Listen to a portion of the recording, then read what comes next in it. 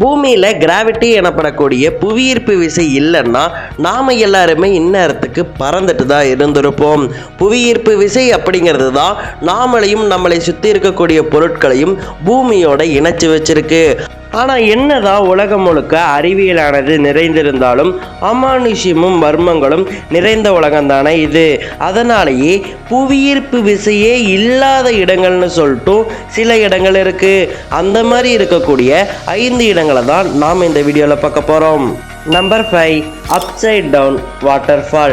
ஹவாயில் இருக்கக்கூடிய வைப்புவா ஃபால்ஸை தான் நீங்கள் இப்போ பார்த்துட்டு இருக்கீங்க.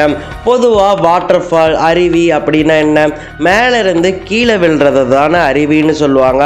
பட் இங்கே நேர்மாறாக ஒரு அருவியானது கீழே இருந்து மேலே பறந்து வந்துட்டுருக்கும். உண்மைதாங்க, இங்கே இருக்கக்கூடிய வைப்புவா அருவியானது எல்லா அருவிகளைப் போல கீழே விழுகக்கூடிய அருவி கிடையாது. அது மலை மாதிரி நேரடியாக மேலே விழக்கூடிய அருவியாக இருக்கக்கூடியது தான் இந்த வைப்புவா அருவி. ஹவாயின் மிக முக்கியமான டூரிஸ்ட் ஸ்பாட்ஸில் ஒன்றா இருக்கக்கூடியது தான் இந்த வைப்புவா அருவி. இந்த வைப்புவா அருவி ரொம்பவே வித்தியாசமாக வானத்தை நோக்கி தண்ணியை பீச்சி அடிக்கக்கூடிய அருவியாக வலம் வந்துட்டுருக்கு. இந்த அருவியில் நீங்கள் போய் நின்னீங்கன்னா கீழே இறங்கி நிற்க தேவையெல்லாம் கிடையாது. நீங்கள் மேலே நின்றுட்டு இந்த அருவியில் நீங்கள் குளிக்கலாம். அந்த மாதிரியான வித்தியாசமான டூரிஸ்ட் ஸ்பாட்டு தான் இந்த வைப்புவா அருவி. இந்த வைப்புவா அருவி எதற்காக இந்த மாதிரி தலைகீழ் அருவியாக இருக்குன்னு கேட்டிங்கன்னா, இதுக்கு அருவியல்ல ரிவர்ஸ் வாட்டர்ஃபால் அப்படின்னு சொல்லுவாங்க. இந்த மாதிரியான ரிவர்ஸ் வாட்டர்ஃபால்ஸ் நிகழ்வுகள் பெரும்பாலும் கடல் மட்டத்திலிருந்து மிக உயரத்தில் இருக்கக்கூடிய மலைகளில் அதிகமாக காற்று அடிக்குது இல்லையா, அந்த மாதிரி அதிகமாக காற்று அடிக்கிறதால தான் இந்த ரிவர்ஸ் வாட்டர்ஃபால்ஸ் உருவாகுது. இந்த வைப்புவா அருவி மாதிரியான ரிவர்ஸ் வாட்டர்ஃபால் அங்கே மட்டும் கிடையாது, உலகம் முழுக்க நிறைய இடங்கள்ல இதே மாதிரியான ரிவர்ஸ் வாட்டர்ஃபால்ஸ் இருக்குது. உதாரணத்துக்கு இந்தியாவில் இருக்கக்கூடிய நானா கேட் அப்படிங்கிற இடத்துல ஒரு அருவி இருக்குது. அந்த அருவியும் இதே மாதிரியான ஒரு ரிவர்ஸ் வாட்டர்ஃபால் தான். Number 4, gravity hill. அமெரிக்காவின் கலிஃபோர்னியாவில் இருக்கக்கூடிய சாண்டா க்ரூஸ் அப்படிங்கிற பகுதியில் இருக்கக்கூடிய ஒரு மலையின் பெயர் தான் கிராவிட்டி ஹில்.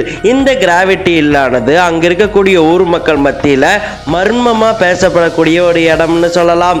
இந்த கிராவிட்டி ஹில்லுக்கு வருடம் நிறைய டூரிஸ்ட் வந்துட்டு இருக்காங்க. எதற்காகன்னு கேட்டிங்கன்னா, நாம் இப்போ தரையில் நின்றுட்டு இருக்கோம் இல்லையா, இங்கே நம்ம கிராவிட்டியை ஃபீல் பண்ணிகிட்டு இருக்கோம். பட் இந்த கிராவிட்டி ஹில்லில் நீங்கள் கிராவிட்டியே ஃபீல் பண்ண மாட்டீங்க.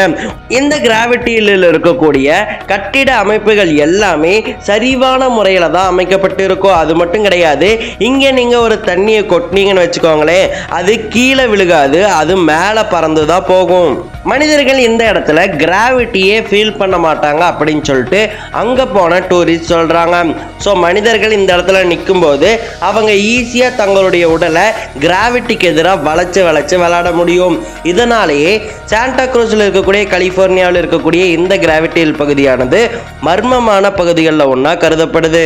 உள்ளூர் மக்களின் நம்பிக்கையின்படி இந்த கிராவிட்டி ஹில்லுக்கு கீழே ஏதாவது ஒரு ஸ்பேஸ் கிராஃப்டை புதைச்சி வச்சிருக்கலாம். அதனால் இங்கே கிராவிட்டியே இல்லாத நிலையானது உருவாகிட்டு இருக்கு அப்படின்னு சொல்லிட்டு அங்க இருக்கக்கூடிய உள்ளூர் மக்கள் நம்புறாங்க.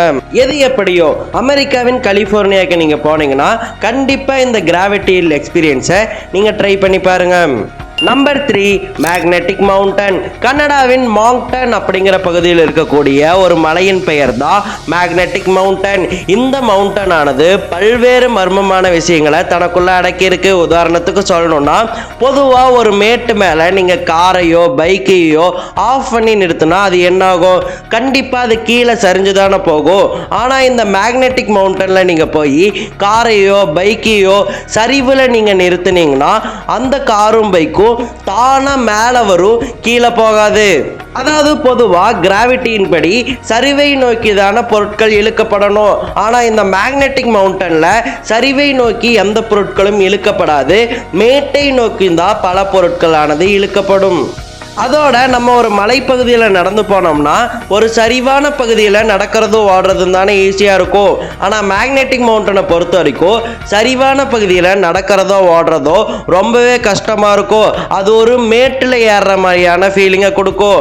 ஆனால் மேட்டில் ஏறுறதும் ஓடுறதும் சரிவில் ஏதோ சறுக்கிட்டு போகிற மாதிரியான ஒரு ஃபீலிங்கை கொடுக்கும்.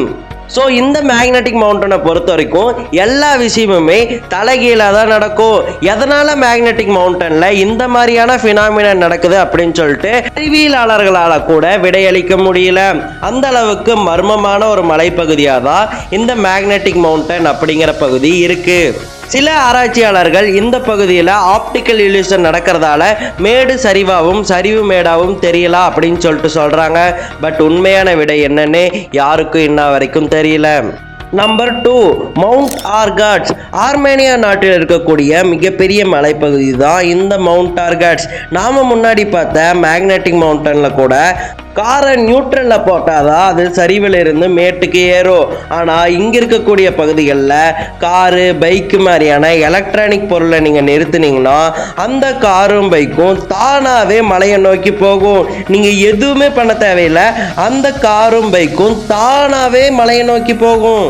அது மட்டும் கிடையாது, இந்த மவுண்ட் ஆர்காட்ஸில் ட்ரெக்கிங் போகிறதுக்கு 8 மணி நேரம் ஆகும். அந்த 8 மணி நேரமுமே நீங்கள் கிராவிட்டியே ஃபீல் பண்ண மாட்டீங்க அப்படின்னு சொல்லிட்டு அந்த மவுண்ட் ஆர்காட்ஸில் ட்ரெக்கிங் பண்ண டூரிஸ்ட் எல்லாருமே சொல்லியிருக்காங்க.